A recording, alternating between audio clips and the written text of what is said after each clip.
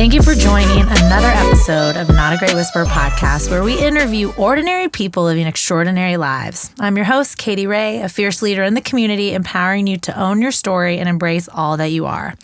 Joining us today, I'm going to say your name awesome, Tara Battiato. Nailed Is it Italian? Very much so. Oh my God. I mean, once you say it, we are the most Italian family you'll ever meet. We're sassy. We yell at each other often. Once you say the last name, you're like, you can't get away from this. I know. But people think because the red hair, I'm Irish. Oh. But many Italians have red hair. Yeah, So. I mean, guys, everybody's everywhere. I know. Like, come on. I just like when people are like, you have to look like this. It's Exactly. like, do I? So thanks for joining us. Wow. You're a badass. Thank you. That's it. That's all we're going to talk about. You're a badass. And That we're was done. a hell of an intro, though. I liked that. Ordinary people doing extraordinary things. Wow. Yeah, you're extraordinary. Thank you. I think I'm a baddie. I do. I feel like a baddie, finally, 40 years in. Yes. Took me a minute. But Right? I've always been Imposter one. syndrome shit? I think so. I think everybody has it. I was thinking about that when I was driving over here. I'm like, oh no, why am I picked for this? Right? But it's wild. I hang love out that. with many of people, like incredible world-class athletes. You're in the NFL Like industry. all the so time, that's it. and famous people and brilliant people and all these people. And I'm like, everybody has an insecurity. Oh, yeah, they do.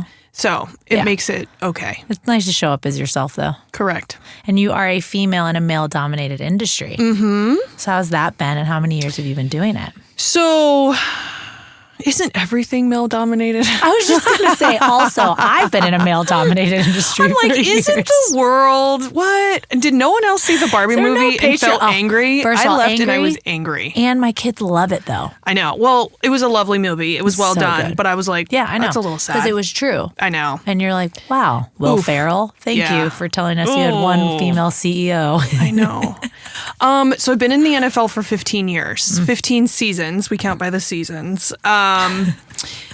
5 years with the Broncos, 10 years with the Buccaneers. And then before that, I was with the Houston Rockets in the NBA for a season.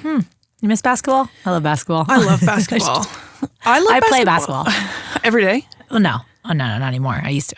I love basketball, though. I love the glitz and the glam of the NBA. The indoors, the floor seats. Like, it is a The glamorous. air condition. It is pretty cool. But yeah, so never ever thought I was going to work in sports. Like, didn't grow up a sporty human. I always danced my whole life.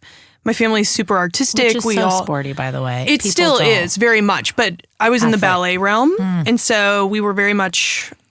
We all played instruments. We were all very artistic, and then went through that path. Was a professional ballerina, which is what I wanted to be. Which is crazy to say out loud. Every time I say it, I'm like, "That was me. I made it." And then my career, like, I got released of my first contract about a year and a half into a 3-year contract. And it was a bummer. And I kept trying to audition, and it just wasn't happening. And having to come to that realization pretty early on in life, like, this is what I trained so hard for, and it's just not in the cards for me. Like, it just wasn't happening. I, like, couldn't get it to go. And so I just reevaluated. I was like, all right, I'm like 20 years old. The whole world's in front of me, what I want to do. So I went to school, thank God, because all of my family has like master's degrees. My father's an attorney. My mother works in finance. So the fact that I didn't go to secondary university, they were like, ugh, It's time. it's time. So do you think your mindset was that strong because of your family? Of like, oh, this isn't going to work. What's my next move? Because I feel like at that age, we are all still awkward, trying to find ourselves. Yeah. Like, what are we doing? But you had it so set. And then it was just like a blow. It was a huge blow. Let's dig into your pain here. I know. It's just straight. But I feel like at 20, wow. Yeah. That's why when I see the have that. gymnasts or like all the Olympians that peak so early on and then you're like a hot damn mess, I've been like, You're like, I feel you. I get I see it. you. Because you have one track mind of like, this is all I want to accomplish. And And, you're then young. once you do, you're just stuck. You're like, I feel like everybody hits that point. You know, you're like, what's your next 5 years? What's your next 10 years? And then when you have to ask yourself that at such a young age, when you thought of nothing else, it's wild. It's like a wild feeling. I was very thankful that I had such a supportive family, not only financially, but also intellectually, to be able to like Work through it and give me options, because now that I'm older and more Oh, yeah. like look at, and I work very much with community members all the time that just don't have like that option yeah. to be able to sit and think and like take a month and have someone support you. That support system is like another level. Yeah. I always say that, like, I don't know where I'd be there without that. And you're right. When working with kids or community that just do not have that, you know how crucial it is. Yep. What do you think? I do the ballerina thing. I didn't know, so I love new things. So I'm very excited about this. But didn't you still continue dancing? It just wasn't ballet? Yeah. So I went to university and I decided to join the dance team. And I did the dance team in high school for like a year with my best bud, and it was cute, but it wasn't really like my jam. And then I was like, let's make a career of it. Cool, sounds fun. So I went to Boise State University. I was on the dance team there. Like absolutely loved it. Mm-hmm. Then I was like, okay, I love this so much. Let's do this professionally. So then I was with the Broncos Cheerleaders for 5 seasons in Denver. And thought, okay, I'm so great at this. It's only a part-time seasonal position, right? So I always had to have a full-time job or some other supplementary income. So I was like, all right, how can I do this full out with feeling? I didn't audition. I interviewed with the Bucs. Cool. I was one of 1,200 humans that applied for the job. Flew down the day after we lost Super Bowl 48 in Denver. The Super Bowl no one talks about because it was like the worst game that was ever played in the NFL. Shh, don't bring it up. It's so bad. It's so bad. No one, like, even when you go back to Denver and they're like, oh, you went to the Super Bowl? And they're like, yeah, 48. They're like, oh, that didn't happen. Sorry, like, you weren't there. Went to Super Bowl, lost tremendously in Sunday, got on a plane on Monday, was in Tampa. So that's so cool. It was cool. Got the gig, been here 10 years. And not knowing anybody, you just got the gig. Not knowing anybody. And it's pretty hard moving somewhere where you don't know anyone, specifically in Florida when you are a pretty liberal young lady. That's I like to say it's an interesting journey for you, where you want people to just wholeheartedly be themselves. Yeah. And you come from the dance creative world. Yeah. And that is just such a accepting, loving. My best friend did choreography like around the world, and that crew. Yeah. I have no rhythm, but I would go there just to be around it's just like so welcoming and loving. Well, no, I don't know about NFL. I'm just talking about dance world. I just think just the arts in general. I think arts in general is just like... Yes. It's just so... Everybody is who they are, and we accept everyone for what it is. So it's always challenging when people have strong opinions about things that you're like, because you're that's in corporate. Just who they are. Yeah, and you're in corporate. So it's like you have that. Yeah. Yeah. Welcome to Florida. Thanks for coming. So being, again, in every industry that's male dominated, but being around, I mean, your executives, you have a lot of women executives around you, don't you? Yeah. Is that different and from like Denver to here, to Tampa? You know what? It's tough because I don't think that the NFL is male dominated just because all of the athletes are male or identify as male. I actually can't. Yeah, but they're not working right. So it's just tough because I'm like, there's females in every aspect of any team. Like on the football side, on the front office side, we're everywhere. I just don't think you see it as often because on Sundays you're watching the behind game the scenes. And you're right. And I wanted to go into also cheering in the NFL. How do you advocate for, like, it was probably really hard having to have a second job when you have it's part-time job, seasonal? It was part-time seasonal, yep. So how do you feel about that separation too? And you started as a manager for the cheerleading? Yep. So I started as a manager, became a senior manager, and now I'm the vice president of community impact. So that happened 3 years ago. So that was really cool. And what are you doing? Like, what am I for doing? Community engagement? Like, what's your jam? What makes you tick? What are you doing? What am I doing? Are you here?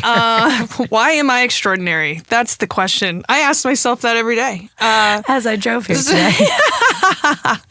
So we have 3 main pillars for our community program: Football for All, Football for Impact, and Football Salutes. So Football for All is growing the game of football for anyone that wants to play it. You want to play the game, you want to coach the game, you want to just football. Yep, all of our flag football, all of our flag football initiatives. And then Football for Impact is harnessing the collective power of the shield and the flag to be able to sustain real impact. So that's our gender equality efforts, that's our player programming, and our social justice. So those are the 3 main buckets that I work under. Super light stuff, just, every day. It's not heavy at all. It's not heavy. And then Football Salutes, just super lighthearted stuff. My girlfriend yesterday at brunch was like, Tara, it's kind of the heavy stories you keep telling me. I'm like, oh, really? You know what, though? But I think that's so cool to talk about kind of like how you got here. Yeah. What a perfect person to be in that spot. Who sees everyone for who they are.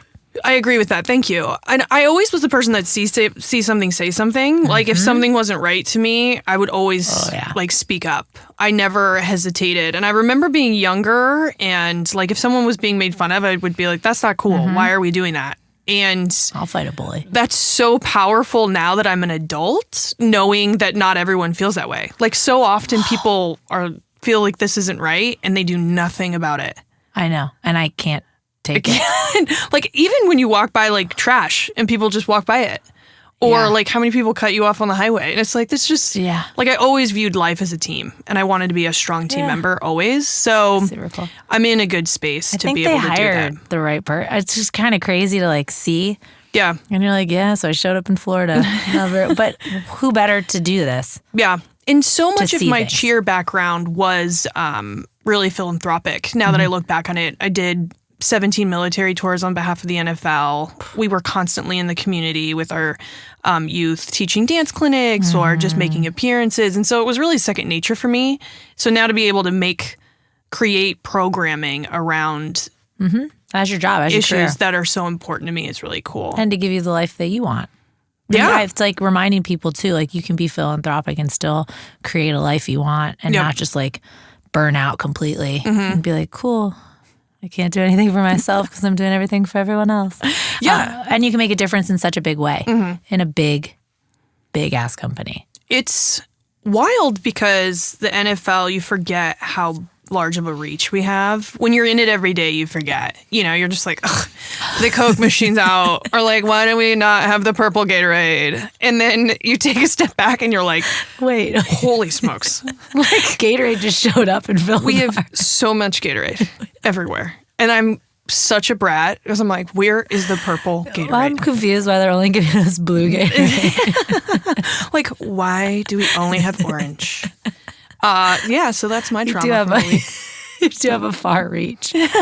But what are some of the things you do for yourself because you deal with so much heavy social impact, social and just so much work with communities? What is it will you do for yourself? What's your thing? I'm super thankful every day. And I know that sounds like such a Pollyanna answer, but I had the opportunity to be a CEO in a school with Hillsborough Education Foundation on Friday, and I'm looking at these little nuggets. And, you know, I'm in this Title I school, and their shirts are dirty, and they're, like, waiting in line to eat lunch because that's probably going to be their second and only meal for the day. And I'm sitting with these little humans, and they're so sweet and lovely, and they're like, Miss Lady. And I'm like, what are we going to do this weekend? And it's like, I get to see my dad. Or I get to go to my grandma's, or you just in those moments, I just reflect on my own existence and I'm like, I'm so thankful I had a supportive family, that I had a roof over my head, that I had 3 meals. And you have a little bit of guilt sometimes because I'm like, I had to have the coolest Nikes. Yep. And when I didn't get them, I was a total brat to my mom. And so you reflect on those moments. But so I'm very thankful every day. Every day I have a moment of Tara, you got dealt a really great hand. I also am a Pilates powerhouse. I've been doing that once a day. And for a minute, I lost sight of my fitness and the importance for myself, because when you're dancing and it's so much of your value to the world based on your exterior, you get really burnt out. I was 2 workouts a day for 30 years of my existence. And so I got a little burnt out. So I just kind of had to stop. And then my clothes stopped fitting and I was like, this is a super drag. So then realizing it's not about the aesthetics so much as just doing something for myself every day. I look forward to it with my buddies that really aren't my buddies, but I'm like, hey, your gym buddies. Hey, Emily, what's up? So I do that. And then, I call both my parents are getting a little older, which is a wild thing to reflect on. I call them both once a week. Look forward to that call. So those are a couple of things. Good. Yeah. I sound like such a lame-o. No, you don't. I hope not. I think it's important. I think it's real for people. When you're in it all day, you also need to decompress. Totally. Being around another group of people when you're around groups of people all day for your career. But I do, being around kids, my jam. Just because they do remind you, life is simple. Yep. Let's be thankful. Yep. And snap out of it. But I think that's really important too for someone who's so active, who had a career in activity, realizing you were burnout, but finding like the real reason behind it wasn't because you wanted to work out. It was because your mental health. Totally. And I had a lot of, you have injuries, you get a little older in your life, and like, when my shoulders are a little bit hurt, or like, it just is hard to kind of work through, and you just stop. And I needed to just stop, and then going back and doing something that you are inspired by now. I look forward to it every morning. She's good at it, everyone. I'm trying. And also, like, effort is wild. I've been really thinking about people's effort because I'm such a competitive human. And so when they're like a little bit lower or like 1 inch deeper in your squat, I'm always doing that. And when people aren't, I'm like, what is wrong? And I'm like, Tara, your effort is not someone else's effort. Like, you cannot be judging your fellow classmates. But it's true. Like, I'm ultra competitive, so. Well, you've been, that's also since childhood.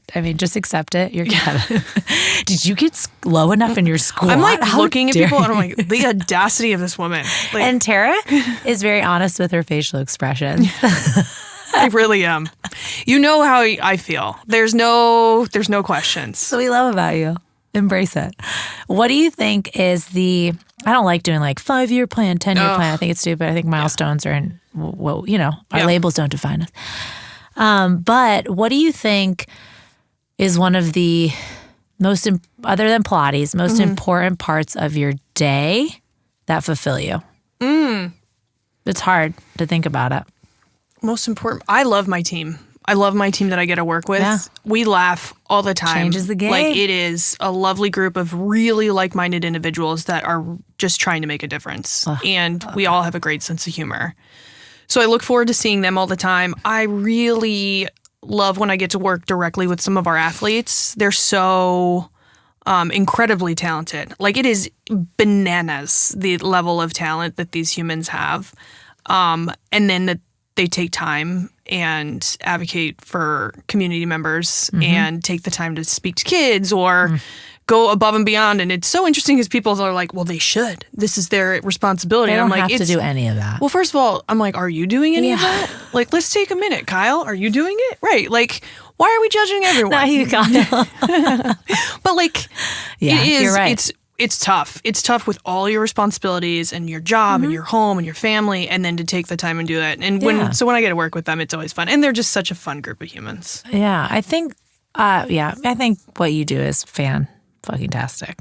Because it also shines light, like real, you're right. Nobody looks at an athlete like, hey, oh, you're a human? Oh, you have also mental health to worry about and physical, like, no, it's like, you need to do this. You make this much money. Right. You're famous. And it's like, no, stay curious, not judgmental. Yeah. And it's all of our responsibilities. That's how I feel. I'm like, it's not just theirs because they have a brighter light on them. It should be everybody's. You're right. That's why you are community engagement, impact leader, VP, badass director of all the things, executive director of the Glacier Vision Foundation, right? That's cool, The Vision Foundation's really rad. Glasses for everyone? Glasses for all children. So we go to Title I schools. We have a mobile vision clinic, which is basically a tricked out RV with an optometrist, all of the supplies on it. And we go and we give free eye exams. So cool. And then free glasses within 3 hours. And seeing a little human put on a pair of glasses that they didn't know they needed. Oh, stop. It is wildly fulfilling. And they didn't know because you just are born with an vision impairment, and you don't know. Deal with it. You just like scoot close to the TV, and your parents are like, or you squint, and you're like, right. And then the relief of the parent for knowing like they couldn't afford it, and like that's powerful. It's really cool. Saying it like that and then just reading about it is totally. You need to be saying it like that to everyone. Well, it's so cool. Put it on this little kid who really couldn't see the letters on the board, and it's such like it's such a massive change for their whole life. Like they're going to be able to see the board. They're going to be able to learn. They're going to not have the behavioral issues that they might have been able to have because they're just frustrated because they couldn't see. You know how to pull on my heartstrings today. It's so rad. It really is. And the glasses on the bus are cool as hell. And they get to have a little bit of individuality and artists. Like, they put on the pink ones and the mom's like, are you sure? And she's like, yes. And I love that journey for them because you're allowing them to be independent. Like all the colors, yeah. They're like blue and yellow. They are the brightest things that you've ever seen. And so it's just really neat. The whole thing is really neat. You're neat. You're amazing. What's one thing you go to for like a motivation or to get you kind of in a mood? Is it a song? Is it a quote? What is it? And tell us what it is. Oof. One thing I go to for motivation. My sister, Rachel. Oh, love that. I hope I'm like that for people. She's like my best friend in the whole wide world. And she's always just like been my biggest advocate. Older, younger? She's older. She's 13 months older. And she has my niece and my nephew. My niece is my favorite person that walks this earth. Her name is Clara. She's probably a mini you. We suffered a death in the family with Brownie the hamster last week. Do not worry. We have moved on. Tara. We've moved on. We have a Snickers now. My heart like dropped. I'm like, oh my God, what? We have a Snickers. Do not fret. Brownie kicked the bucket. Snickers. And now we've moved on to Snickers. We're just replacing. I also want you to know that if you ever need a topic or like an icebreaker for anything, ask someone about their hamster. Oh, okay. Yeah. Oh, I could tell everybody you a has a hamster. trauma. You're right. And they're always kind of, I mean, I guess I have dark humor, but they're always kind of funny. They are. Mine was super funny. Okay. Well, what's her name? Clara? Claire Bear is my niece. Rachel is my sister. And then your nephew? Carter. All right. Well, what a But crew. I have a favorite, and I know you're not supposed to, but it's fine. My sisters also have a favorite because they're aunts to my children, and they'll tell me often, I'm like, do not say that out loud. They're like, but I do. My parents like, definitely stop have it. Do you have favorites as a parent? I don't. Well, I have had to force myself not to. Yeah. Because I know it'll show in my actions. I'm sure you have favorites like... It's a hard... Oh, like my go-tos? Yes. Yeah. Jaden's like my Walmart greeter. He will say hi to everybody with me. Juliana reminds me that I don't have to say hi to everybody. And like nice. I can look at you and just wave from afar. Yep. Love that. Jazzy does not hold back anything. She's kind of mean sometimes. You'd be like the coolest mom. Are you the cool mom at school? I am the super cool mom. I have to have so much fun. Sometimes they're like, calm down, mom. But I'm like, okay, whatever. I'm not going to because you can't tell me what to do. That's neat. But I love that. I love that you have your sister to go to. I'm one of 3 sisters. And same. And then we have a younger brother. Yeah, so I have an older brother. Yeah. And a younger stepbrother and sister. But I love that. I think sibling bonds are so powerful. And I hope Rachel listens and is like, girl, you know it. She's like my biggest advocate. It's wild. She's always and like... she like knows you better than you probably. Right. She came back from a dance class yesterday and there was a master class that was taught. And she called me and she's like, I think you could do a better job than the guy that taught the class. I'm like, Rachel. First of all, you need that person in your life though. But it's just so funny. Because I'm like, Rach, I'm all set here. Like, I don't need to teach a master class in Omaha, Nebraska. Like, I can do it if Clara wants me to. But I'm like, maybe not my jam. Maybe if she wants me to, but maybe not. I love that though. You need somebody like that in your life. And I think it makes you even better at what you do when you know you have those people in your corner. And you're a badass. Where can we find you, Tara? Other than the Italian mob. I was going to say, like my Instagram handles? Whatever. Or I live in Seminole Heights? No, do not give your address or your social. I'm like, well, I am currently single seeking. I'm like... What dating app do you want us to find you? You'll find me at 1 p.m. at this sad little bar. No. Could you imagine? Love a good red wine. Strong, full-body Cabernet. You can't miss me. That's so good. I'm T Battiato on my social. I only have the IG now. T-Bot. And then I am on LinkedIn. Okay. Tara Battiato. You can find me there. Find her everywhere. And you can find her on Not a Great Whisper podcast page, KatieRay.com, all the handles, all the things. Look for her. And she'll be at that bar at 1 p.m. if you're looking for a hot date. I'm like, I am a community leader. Also just bellied up. It's perfect. You are one of the coolest people I know. I think it's really important what you're doing. I hope you remind yourself that as you're driving home today. But I think it's really important for us to shine light on the people doing the work every day in an atmosphere that's kind of heavy sometimes, right? It is heavy stuff, but it's important. And if you're not bringing light to it, it's never going to change. Yeah, or a little bit of comedy. You gotta have some LOL. Jokes. What you got? You got LOL. Did you just acronym me? Mm-hmm. You're amazing. Thank you for joining us today. Thanks for having me. I nailed it. Woo!